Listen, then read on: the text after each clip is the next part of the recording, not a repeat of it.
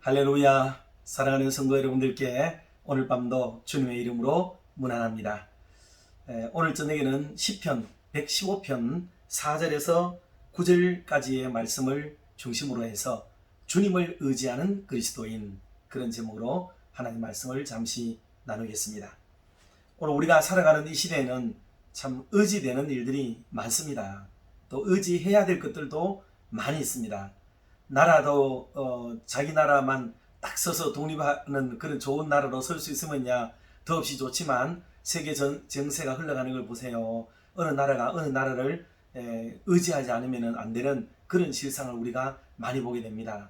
자식들이 큰 소리 치면서 성장하지만 철없을 때 얘기고, 알게 모르게 다 부모님을 의지하고 그렇게 기대면서 살아가는 게 인생입니다.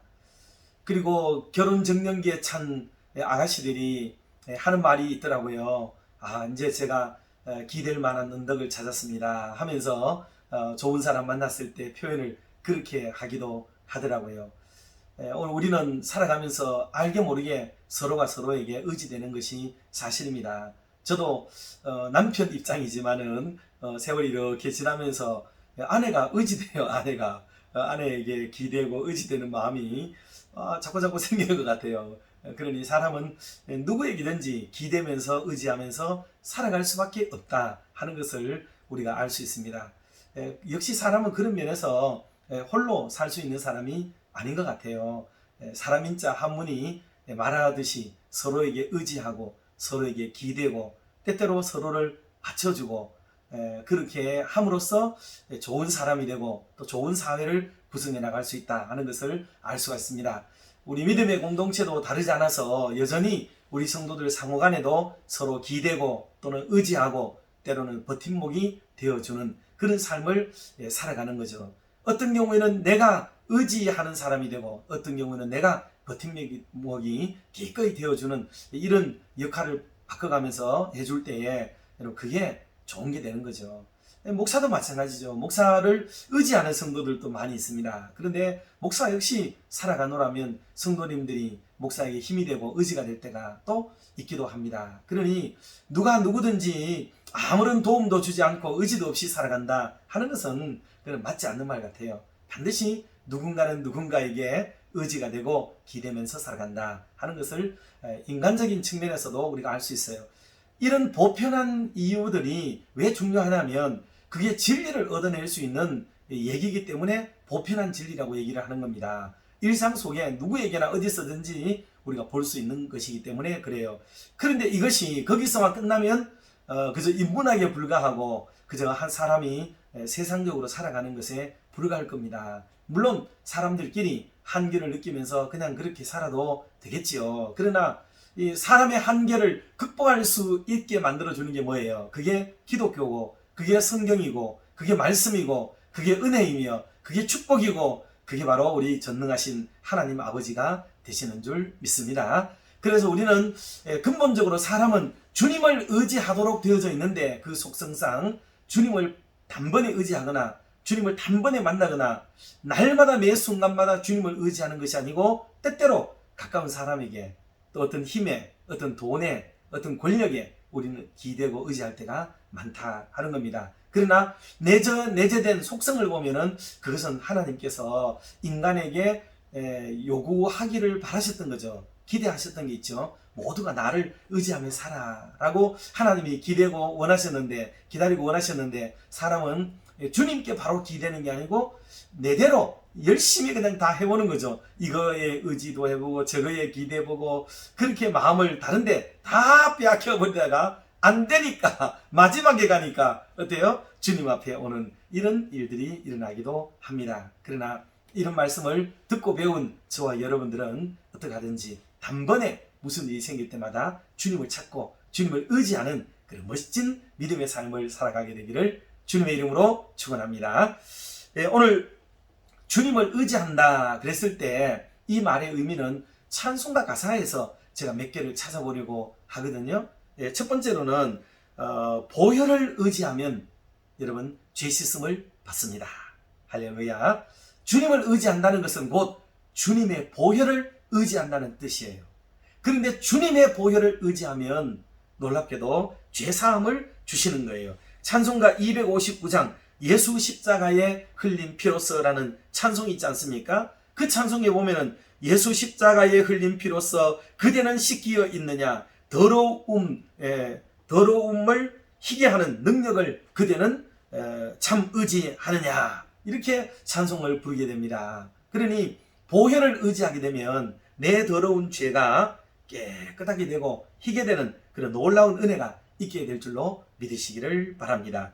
우리가 다 죄를 짓고 살잖아요. 살다가 보면 나도 모르는 사이에 때가 묻고 더러움이, 추함이 오염된 것이 나를 적시고 나를 그렇게 사탄의 나락으로 데리고 갈 때가 많습니다. 그럴 때 그대로 끌려가면 안 되잖아요. 그때 우리가 주님을 의지한다는 말의 의미는 주님을 기대고 의지하지만은 그게 바로 구체적으로 주님의 보혈을 의지할 때 여러분 우리의 더러운 죄가 씻겨 나가는 줄 믿습니다.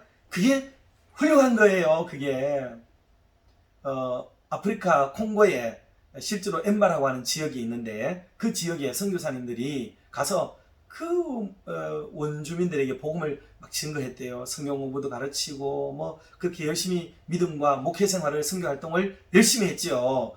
그런데 사실 그런 역할에 의해서이기도 하지만 또 어떤 면에서는 그것과 상관없이, 왜 그거는 한계가 나 있으니까, 그래서 주님의 보혈의 역사가 그 성도들 가운데 임하기 시작했어요.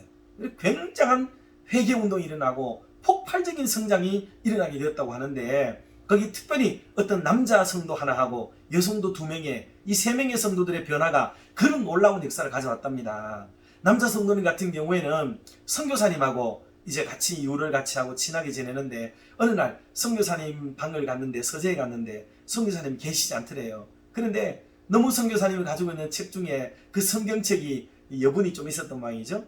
그 성경 한 권을 선교사님에게 말씀도 안 하고 그냥 싹 가지고 갔던가 봐요. 근데 그게 너무너무 마음에 막 결리고 아프고 괴롭더라는 거예요. 그래서 어느 집회 시간에 내가 이런 사람이라고 자기를 회개하고 막 내어놨습니다. 그랬더니 교회에 우리로 말하면 여집사님 정도 되는 분 한 분이 있다가, 우리나라로 말하면 성미 정도 되겠죠. 교회에서 이제 교육자들에게 주기 위한 쌀, 그리고 또 일부는 성도들이 모이면 같이 먹으려고 준비해 놓던 쌀이 있는데 그 쌀을 한 말 정도를 훔쳐가지고 자기 집에 가서 양식을 삼아버린 거예요. 이게 마음이 괴롭고 결려가지고 나는 막 죽일 년이다 살릴 년이다 그러면서 막 회개가 일어나는 거예요. 막 얼마나 진지한지 뜨거운 마음이 막 되기 시작했습니다. 그랬더니 옆에 있던 아줌마 한 분이 교회 나온 지 얼마 안 됐는데 그분도 막 회개하기 시작을 합니다. 내가 옆에 가게집에 갔는데 주인이 없어가지고 내가 계란 한 줄을 가만히 가지고 왔다고 하면서 막 회개가 펑펑펑펑 나타나는데 놀라운 역사가 막 일어나는 거죠. 그 밤에 선교사님 집회를 인도하시고 예수 보혈의 권세와 예수의 이름의 능력으로 죄사함에 대한 선포가 이루어지고 자유함을 누리게 되어지고 폭발적인 교회 성장을 가져오게 되었다는 그런 놀라운 보고가 있습니다. 여러분 우리나라에도 원산 대부흥, 평양 대부흥, 성회가 막 일어났지 않습니까? 그 부흥이 왜 일어나느냐 하면 전부 다 이와 같은 맥락에서 자신의 죄를 회개하는 사람들에 의해서 폭발적인 회개와 성장이 이루어졌다는 것을 우리는 알고 있습니다. 그러므로 오늘 시대에 살아가는 저와 여러분에게도 끼고 찐 여러 가지 죄악과 허물과 또 좋지 못한 모든 것들, 불결하고 더러운 것들이 우리의 삶에 있을 수 있는데, 예수 보혈, 예수님의 보혈이 우리를 정결케 하고 깨끗게 한다는 이 놀라운 사실을 믿고 보혈 앞으로, 주님 앞으로 더 가까이 나아가며 주님을 의지하는 믿음의 삶을 살아가는 저와 여러분 되시기를 주님의 이름으로 축원합니다. 두 번째로는 예수 공로를 의지하면 밝은 길을 가게 된다. 그렇게 찬송해서 찬송을 했습니다. 예수 공로 의지해야 된다. 예수님을 의지한다는 말은 예수님의 공로를 의지한다는 말도 포함이 되는 거예요. 근데 우리는 살아가면서 어때요? 내 공로를 많이 드러내지 않습니까? 내가 무엇을 하고, 내가 얼마나 노력을 하고, 내가 얼마나 애쓰고, 내가 얼마나 헌신하고, 내가 얼마나 섬겼는지 우리는 자기 본의로 우리는 자기의 공로가 너무 커요. 그러니 여러분 내 공로가 너무 크면 어두워져요. 사탄이 공격해오고 우리의 삶이 어두워집니다. 내 머릿속이 막 찝찝해지고요. 불쾌해집니다. 어둠의 영이 막 나를 찾아와요. 그런데 예수 공로 의지하게 되면은 내 공로를 내놓기 때문에 주님 때문에 주님의 은혜로 주님으로 말미암아 주님의 도우심으로 함께 하심으로 주님의 긍휼로 주님의 자비로 은총으로 이 모든 일이 이루어졌다고 주님께 모든 영광을 돌려드리는 이 귀한 삶을 방향성을 가지고 살아가게 될 때에 여러분 우리의 삶은 밝아요. 얼마나 행복한지 모릅니다. 얼마나 즐거운지 모릅니다.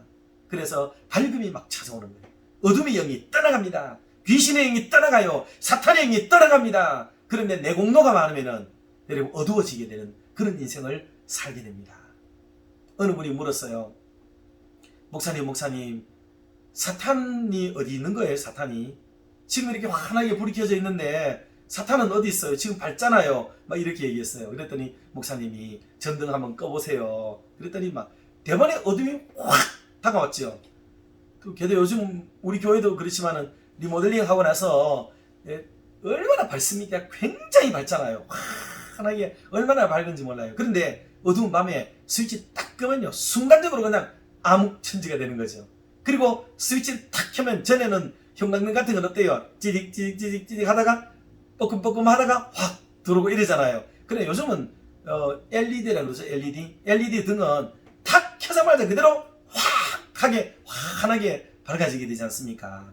사탄이 우리에게 다가오는 속도가 그렇다는 거예요.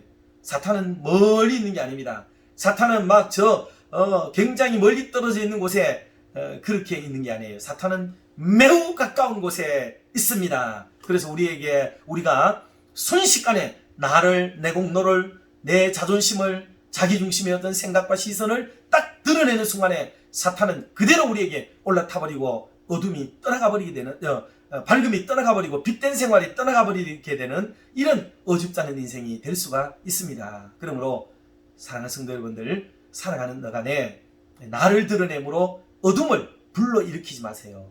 남들 때문에 환경 때문에 아닙니다. 내 스스로의 이런 가치관이 있어요. 나를 중심한 가치관이 기승을 부리고 일어나게 될 때 우리는 어둠의 길을 걸어갈 수밖에 없다 하는 것을 기억하고 어둠은 멀리 있는 게 아니라 바로 지금 여기 다 내 곁에 와 있어요. 지금 계속 이렇게 머뭅니다. 물론 이 말의 의미는 사탄이 우리를 공격해 올 수 있는 그 가능한 범위와 어떤 공간적인 부분들을 말하기 위해서 이렇게 제가 설명을 드리는 겁니다. 그러므로 이렇게 너무 빨리 우리에게 올 수 있다. 멀리서 천천히 꾸역꾸역 세워라 내워라 이렇게 오는 게 아닙니다. 사탄은 순식간에 우리의 심령과 마음과 생각 속에 우리에게 쳐들어올 만반의 준비를 가지고 있다 하는 것을 기억하고 어찌하든지 예수 공로 의지하여 밝은 길을 걸어가는 저와 여러분이 되시기를 주님의 이름으로 축원합니다.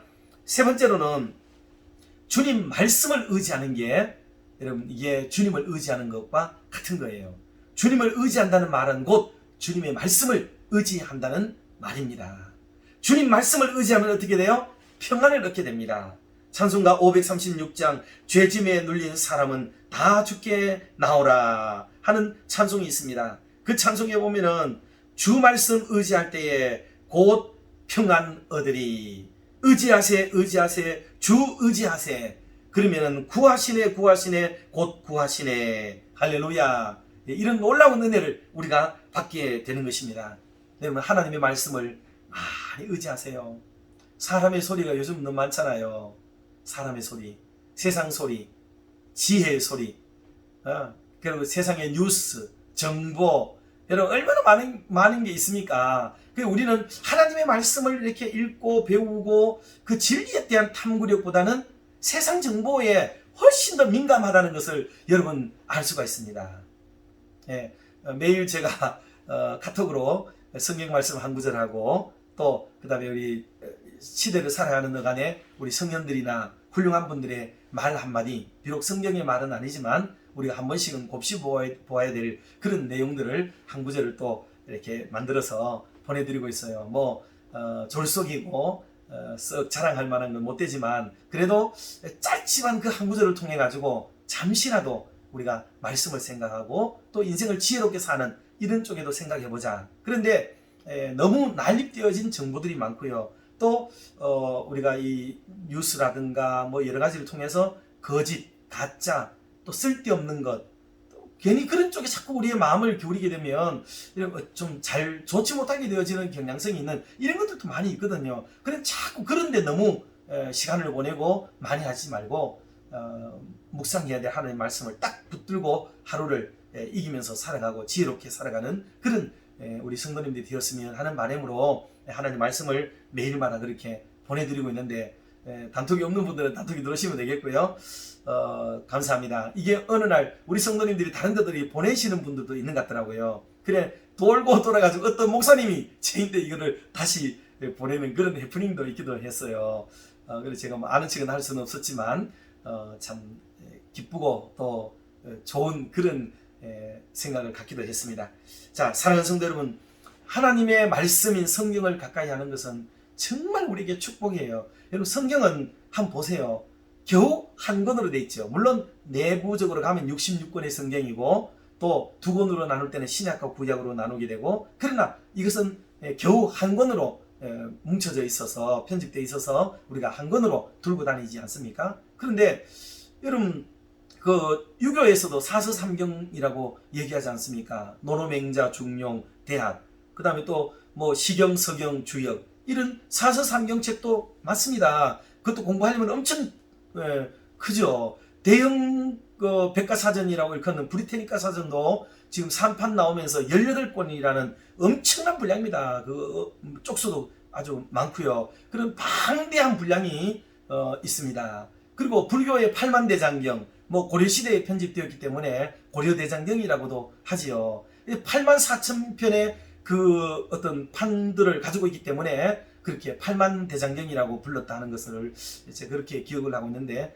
8만대장경이라 되는 거죠. 어마어마한 거죠, 그게. 물론 판으로 돼 있으니까 또 인쇄로 찍어가지고 내면 좀 다를 수는 있겠지만은 어쨌든 그 분량은 이루 헤아릴 수가 없는 거예요. 그런데 우리 기독교의 성경은 이런 표현은 좀 미안합니다만은 꼴랑 한 권이에요. 꼴랑, 아니 달랑 한 권입니다. 달랑 한 권. 그런데 이 달랑 한 권인 성경이지만 놀랍게도 사람을 변화시키고 인생을 새롭게 하고 공동체를 다르게 만들고 하나님의 교회를 살리고 죽어가는 국가를 새롭게 하고 온 인류를 생명의 길로 영생의 길로 인도하는 책이 하나님의 말씀인 성경인 줄로 믿으시기를 바랍니다. 시편에서 기록되어진 하나님의 말씀을 말하고 있는 내용을 보면은 시편 19편 같은데 말씀이 참 유명해요. 여호와의 율법은 완전하여 영혼을 소성케 하고 여호와의 증거는 확실하여 우둔한 자로 지혜롭게 하고 여호와의 교훈은 정직하여 마음을 기쁘게 한다라고 말씀을 했습니다. 그리고 여호와의 계명은 순결하여 눈을 밝게 하고 여호와를 경외하는 도는 정결하여 영혼까지 이루고 여호와의 규례는 확실하여 다 의롭도다 라고 말씀을 했습니다. 이 작고 조그마한 책 한 권이 핵폭탄보다도 위력이 있고 원자폭탄보다도 위력이 있다는 것을 우리는 기억을 해야만 되겠습니다. 그래서 이 하나님의 말씀을 붙들고 승리의 삶을 살아가는 저와 여러분이 되시기를 주님의 이름으로 축원합니다. 기도하겠습니다.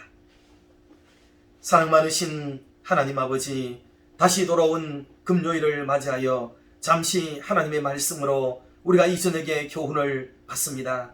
세상 살아가는 어간에 우리의 속 사람이 나도 알지 못하는 사이에 주님을 의지하도록, 주님을 찾아가도록, 하나님께 기대도록 만들어져 있는 신의 성품을 가지고 있는데도 불구하고 하나님, 많은 분들이 주님을 찾기보다는 세상을 의지하고 세상에 무엇을 찾아나가는 그런 삶을 살아갈 때가 얼마나 많은지 알 수가 없습니다. 잠시는 힘이 되고 의지가 되고 도움이 되는 것 같아서 좋은 삶인 것처럼 보이지만은 그 의지되었던 모든 것들은 금세 소망이 끊어지고 유익이 길지 못하고 그 모든 단계가 오래 지속되지 못하는 것을 우리는 잘 알고 있습니다. 그러므로 우리는 주님을 만나야 하고 우리 주님께 기대는 믿음의 삶을 살아야 될 줄로 믿습니다. 주님을 기대는 삶이라는 것은 곧 보혈을 의지하는 삶을 의미하는 것이고, 그 보혈을 의지할 때에 죄 씻음을 받게 되어지는 놀라운 역사를 경험하게 되어지며, 그리고 예수의 공로를 의지함으로써 빛된 생애가 된다 말씀을 했습니다. 하늘 가는 밝은 길이 내 앞에 있는데 어두운 그늘을 이 밝음이 헤쳐버리고, 하나님, 우리가 방심하는 사이에 어둠이 우리의 밝은 기운을 헤쳐버릴 수 있다는 사실을 기억하고 늘 예수 공로만 드러내고 내 자신을 감추고 낮추고 숨겨가는 은혜의 삶을 살아가도록 인도하여 주시옵소서. 무엇보다도 주 말씀 의지하면 평안을 얻는다 말씀하셨사온데, 세상이 분주하고 죄짐에 눌린 우리들이 다 주님 앞에 나와서 주 말씀 의지하면 그 말씀의 위력이 있고 그 말씀의 능력이 나타나고 나를 소생하고 새롭게 함으로 인해서 우리가 주님 앞에 참 아름답고 이기는 삶을 살아가게 될 줄로 믿습니다. 그러므로 오늘 이후로부터 우리가 다 보혈을 의지하고 주님 공로 의지하고 주 말씀 의지하며 승리의 삶을 살아가는 온 교우들과 성도님들, 그리고 우리 교회가 되도록 은혜 베풀어 주시옵소서. 특별히 자라나는 우리 다음 세대들도 이 귀한 진리의 말씀을 잘 이어받아서 하나님이 보시기 아름답고 세상 그 무엇을 추구하는 것이 아니라 주님을 닮아가고 주님을 배워가고 주님을 알아가고 주님을 만나며 그 주님께 의지하는 승리의 삶을 살아가는 믿음의 종들이 다 되도록 은혜 내려 주시옵소서. 오늘도 병 중에, 고통 중에 힘겨워하고 있는 우리 교우들이 일일이 계십니다. 찾아가 주시고 함께하여 주셔서 우리 각자가 이런 위기와 어려움과 곤란과 질병을 탈출할 수 있는 유일한 길은 오직 능하신 주님을 의지하는 것밖에 없사오니 주 예수 그리스도를 의지함으로 기어이 회복과 나음과 새로운 국면을 맞이하게 되어지는 은총의 시간들이 속히 오도록 역사하여 주시옵소서. 하나님, 코로나19에 또 여러가지 힘겨움으로 인해서 세계복음화가 둔해지고 있습니다. 이런 때도 여전히 곳곳마다에서 주님의 복음을 위해서 헌신하는 선교사님들에게도 큰 은혜를 공급하여 주사 의지할 것이 끊어지고 있습니다. 교회들에게 기대했던 것이 끊어지고 있습니다. 물질이 끊어지고 찾는 이가 적어지고 선교지가 외롭고 힘들고 고통스러워지며 그들의 사명감이 녹슬어가고 희미해져가고 있을 우려가 많습니다. 이럴 때에도 우리 선교의 주인이신 주님을 의지할 수 있는 큰 믿음을 가지고 기어이 승리의 사역을 잘 감당하도록 역사하여 주시옵소서. 이 밤에도 우리 몸된 교회에 속한 모든 교우들을 일일이 사랑하시며 어떤 모양으로 있든지 이 밤에 하나님 사랑하여 주시고 안아 주시옵소서. 이 모든 말씀을 예수님의 이름으로 기도드리옵나이다. 아멘. 사랑하고 축복합니다. 평안한 밤 되세요.